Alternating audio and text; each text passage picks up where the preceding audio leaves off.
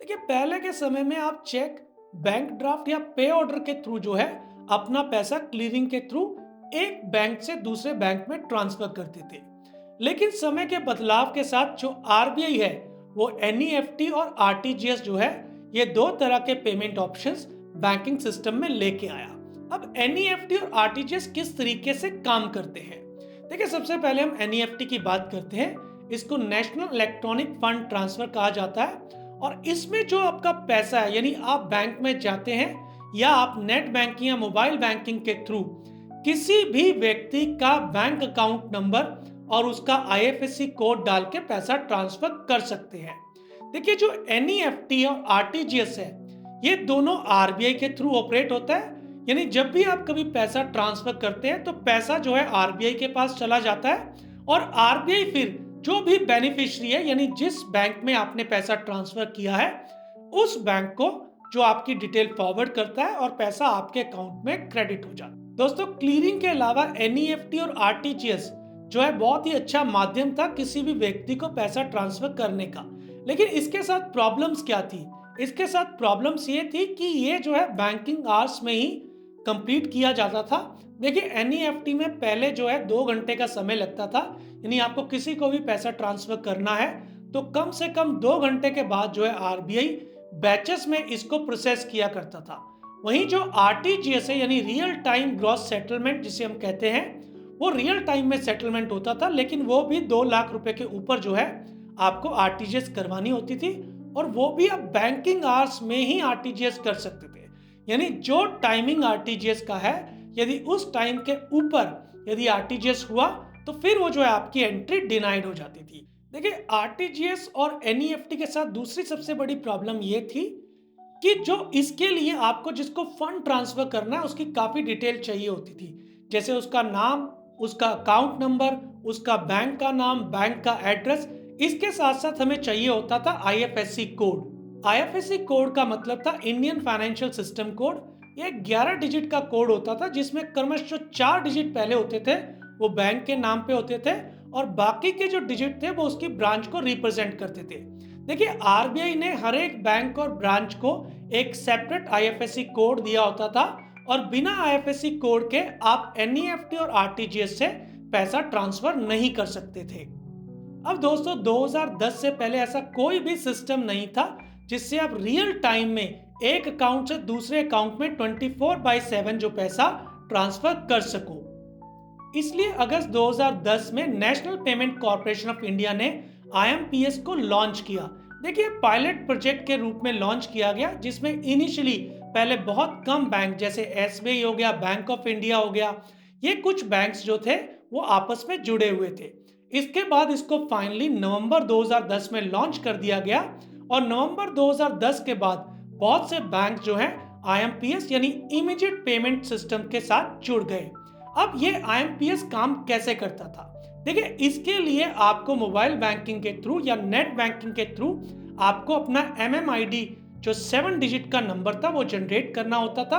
आपका जो एमएमआईडी है वो आपके मोबाइल नंबर के साथ लिंक रहता था। अब आपको किसी को भी पैसा ट्रांसफर करना है आप उस एमएमआईडी के थ्रू 24/7 यानी हफ्ते में किसी भी समय पैसा ट्रांसफर कर सकते थे और ये पैसा जो है 1 सेकंड यानी फ्रैक्शन ऑफ सेकंड में बेनिफिशियरी के अकाउंट में क्रेडिट हो जाता था। अब दोस्तों शुरुआत में जो इसकी लिमिट थी वो सिर्फ 5,000 थी।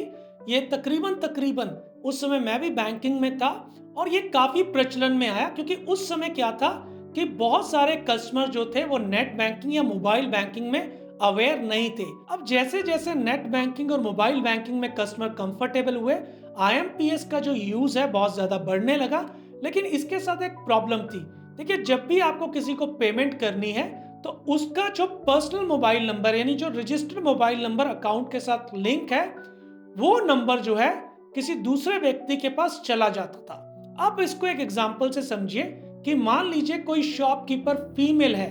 अब उसको ना चाहते हुए भी अपना जो नंबर है यदि आईएमपीएस के थ्रू पेमेंट वो ले रही है तो अपना नंबर कस्टमर के साथ शेयर करना होगा।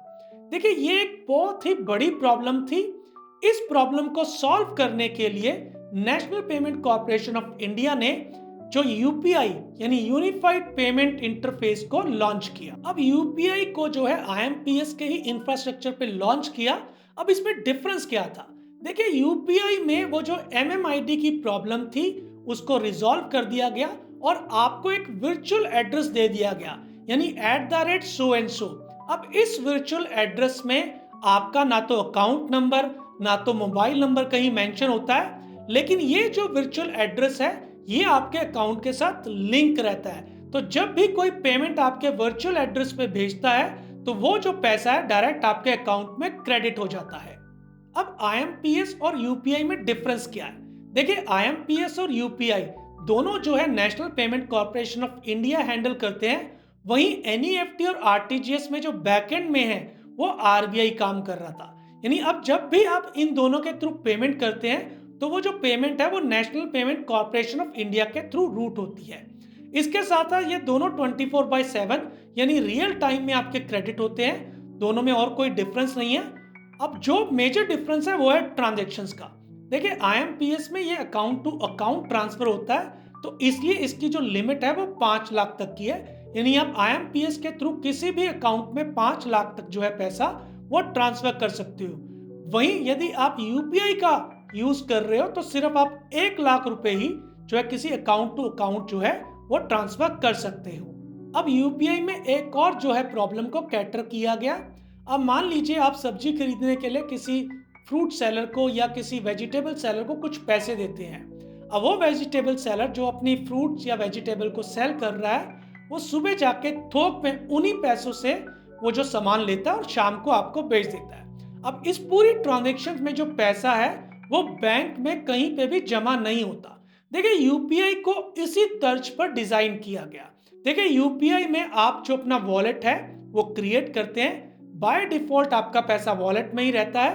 अब उस वॉलेट से आप पैसा अपने बैंक अकाउंट में ट्रांसफर करना चाहते हैं या उस वॉलेट से फर्दर आप कोई परचेजिंग करना चाहते हैं, ये आप पे डिपेंड करता है। देखिए, जो national payment corporation of India है वो सारी ट्रांजैक्शन खुद ब खुद नहीं कर सकता था, इसलिए उसने थर्ड पार्टी ऐप की जो है सहायता ली। अब थर्ड पार्टी ऐप में पेटीएम, फोन पे, अमेजोन पे, गूगल पे ये प्रमुख थर्ड पार्टी ऐप है जिनके थ्रू आप पेमेंट ले भी सकते हो और पेमेंट को कर भी सकते हो। इन सभी ऐप के अपने वॉलेट्स आते हैं, यानी आपका जो पैसा अब इन वॉलेट्स में चला जाता है और आपको कोई जरूरत नहीं है कि आप अपना इस वॉलेट का पैसा अपने बैंक अकाउंट में ट्रांसफर करें। देखिए, यूपीआई के थ्रू आपको पेमेंट करने के लिए आपको यूपीआई पिन जनरेट करना होता है और यूपीआई जो पिन है आप या तो डेबिट कार्ड, नेट बैंकिंग या फिर अपने आधार के नंबर से जनरेट कर सकते हो। इसके साथ साथ जब भी आप कोई थर्ड पार्टी ऐप डाउनलोड करोगे तो उसके लिए आपको मोबाइल नंबर या फोन की जरूरत होगी। तो ये 2 फैक्टर ऑथेंटिकेटेड में काम करता है। एक तो आपके जो मोबाइल नंबर पे डाउनलोड होगा और सेकंड जब भी आपने पेमेंट करनी है आपको यूपीआई पिन जो है वो डालना पड़ेगा। अब दोस्तों, 2 फैक्टर ऑथेंटिकेशन के कारण जो यूपीआई है वो आज की डेट में सबसे ज्यादा प्रचलित है और आप पेमेंट करने के लिए यूपीआई का ही तकरीबन उपयोग करते हैं। चलिए दोस्तों, यदि आपको आज की डेट में पेमेंट करनी है तो इन चारों ऑप्शन में से आप कौन सा ऑप्शन यूज करना चाहोगे? आईएमपीएस, यूपीआई, एनईएफटी और आरटीजीएस। देखिए, सबसे पहले हम इन चारों का जो डिफरेंस है वो आपको बताते हैं। देखिए, इन चारों को आप अब किसी भी समय में यूज कर सकते हैं, यानी 24/7। देखिए, पहले एनईएफटी और आरटीजीएस सिर्फ आप बैंकिंग आवर्स में ही यूज कर सकते थे, लेकिन आज की डेट में ये चारों ऑप्शंस आप 24/7 यूज कर सकते हो। देखिए, आरटीजीएस और एनईएफटी ये दोनों आरबीआई के द्वारा संचालित होती है। एनईएफटी जो है वो 30 मिनट्स के गैप के बाद प्रोसेस होती है, वहीं जो आरटीजीएस है वो रियल टाइम में प्रोसेस होती है। अब आरटीजीएस जो है वो आप 2 लाख रुपए के ऊपर ही कर सकते हो, वहीं जो एनईएफटी है आप कोई भी अमाउंट जो है एनईएफटी के थ्रू कर सकते हैं। अब हम बात करते हैं आईएमपीएस और यूपीआई की। देखिए, आईएमपीएस और यूपीआई दोनों national payment corporation of India द्वारा संचालित है। अब इनको भी आप 24/7 कर सकते हो। फर्क सिर्फ इतना है कि आईएमपीएस में आप 5 लाख रुपए तक ट्रांसफर कर सकते हो, वहीं जो यूपीआई है आप मैक्सिमम 1 लाख रुपए जो है वो ट्रांसफर कर सकते हो। देखिए, यूपीआई में आपको कैशबैक की सुविधा मिलती है। इसके साथ साथ जो थर्ड पार्टी ऐप है वो आपको बहुत से कैशबैक और डिस्काउंट के ऑफर देते रहते हैं। तो आज की डेट में जो सबसे बेटर ऑप्शंस हैं वो यूपीआई है, क्योंकि यूपीआई जो है वो आईएमपीएस का ही एडवांस वर्जन है और इसको आप कहीं पे भी किसी भी तरीके से अपने मोबाइल फोन से यूज कर सकते हैं। तो दोस्तों इस वीडियो में बस इतना ही। ये वीडियो आपको कैसा लगा?